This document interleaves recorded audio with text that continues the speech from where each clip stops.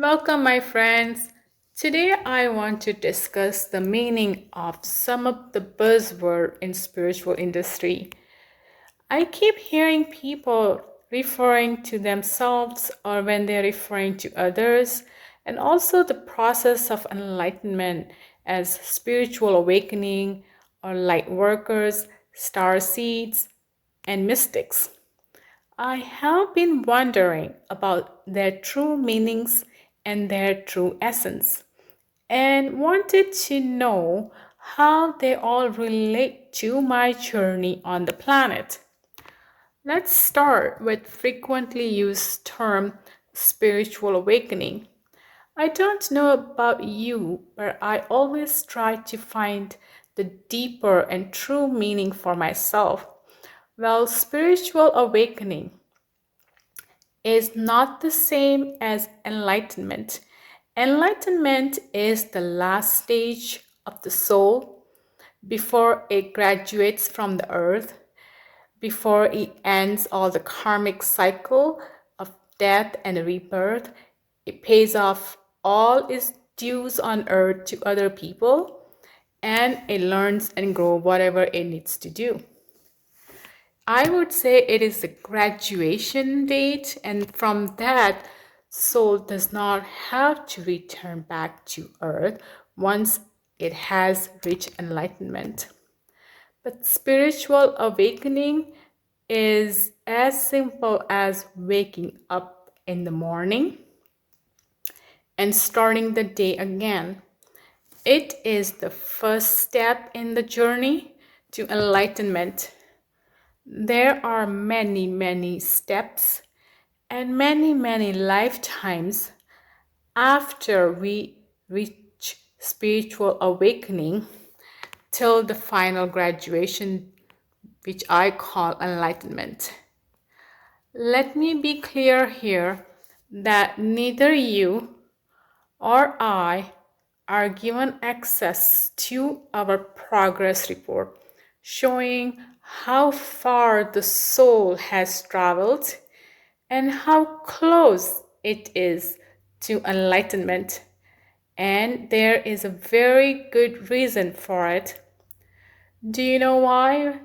Well, I think if you were given the knowledge, or I was given the knowledge of soul's progress, then you may sabotage the timing of your enlightenment. Believe me, we are very capable of sabotaging our own journey to enlightenment. To name a few here, by our ego self, by listening to our minds, our desire to separate ourselves from other, and out of spiritual superiority, and the list goes on and on and on. I thank God for watching out for us while we begin our journey to Wild West. I'm not trying to be funny here. The journey to enlightenment is quite rocky, lonely, and scary at times. So it is in our best interest that certain information about our soul is kept hidden from us. Can you imagine, as a human being, if we were given the access to all the informations that we can have about our souls, about other people's souls, about other people's life, then the damage we are able to cause. God is kind and He knows it all.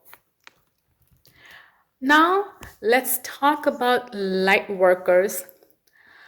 I'm not sure about you, but I keep hearing this term referring over and over when people are referring to a group of people that they think they are light workers. If you think you have not heard, I'm sure you probably did not pay attention to, or if not, then there are many, many talk shows and things that you may come across this term as light worker. I have recently understood the true meaning of the light workers. Light meaning truth. Truth at the soul level means light. If you had a chance to listen to my previous videos, I have mentioned that soul is nothing but the light, and it is the essence of God. God is supreme light. We all have the light in us because we are alive. I am talking and you are listening. So we are alive, therefore we have soul, and thus we have light in us, right? Yes. Now, light worker would be those people who live and breathe in truth and everything in between, only the truth. I don't know about you, but I think I live pretty truthful life, but I still will not consider myself as a light worker. Okay, move on to the next term, star seeds. The star is nothing but the God's essence in our soul. Every living being on the planet has a soul. Therefore, you and I are considered as star seeds, including animals, plants, whichever has the cycle of death and rebirth, consider star seeds.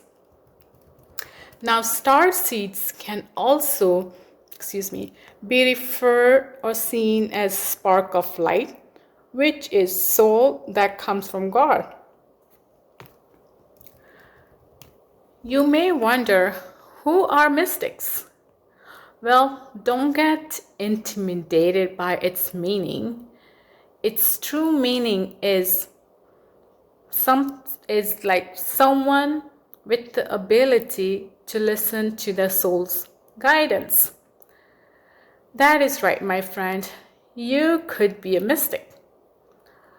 You don't have to go to a monastery or become a nun or a priest or a monk to be a mystic. No, we don't live in that timeline anymore. We have traveled quite a distance to be where we are today, and please don't take that lightly.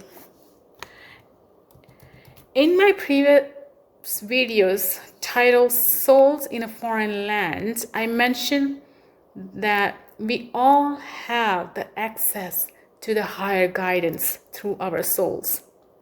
But most of us don't really have the courage to listen to our soul's message, but we feel comfortable in listening to our minds.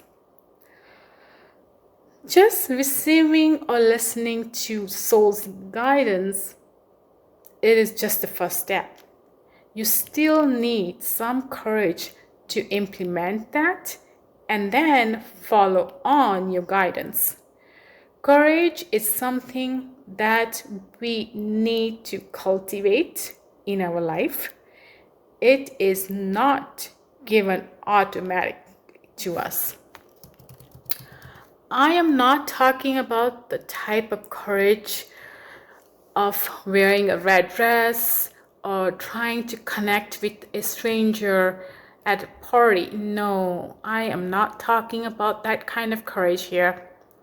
I am talking about the type of courage that will have you act on your soul's guidance, even though in your heart, in your deep soul knowingness, you will know by listening to that message and acting on it.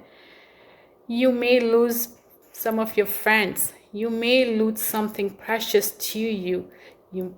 Things that you perceived beneficial to you, that is serving you, you may lose. You may end up losing it when you follow your soul's guidance. Well, that is reason why the path to enlightenment, it is very rocky. lonely, and scary. But don't be afraid. When you are on your true path, you always receive help. Now that I consider true light worker, leading an authentic spiritual life that will for sure bring you closer to nirvana.